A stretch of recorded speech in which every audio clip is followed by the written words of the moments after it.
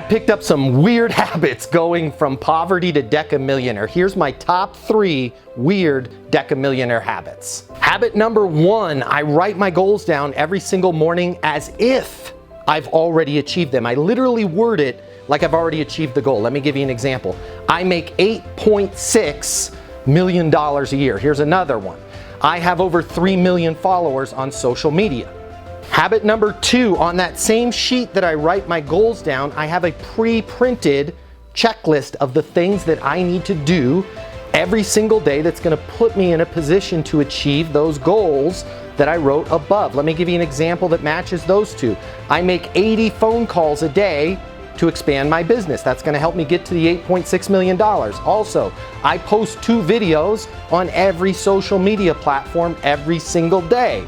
That's going to help me get to the 3 million followers. Write the goals down and then do the things each day to achieve them. Habit number 3, and I don't know about you guys, but this one's been huge for me. Maybe you should try it.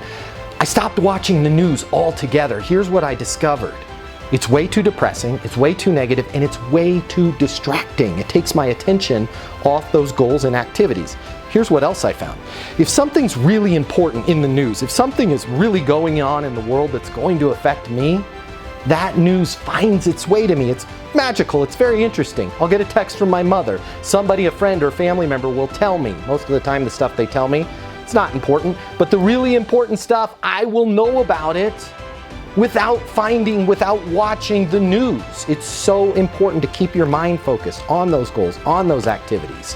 And if you can eliminate the distractions, if you can write those goals down every morning and then every day, make sure you're checking off the individual activities, you're going to find that day by day by day, you're going to get closer to hitting your goals and you're going to achieve them. Then guess what? You get to set bigger goals, rinse, repeat, rinse, repeat. Hey, I'd love to be your new best friend. My name's Matt Easton. Consider following me for more tips on how you can be more successful in business and life.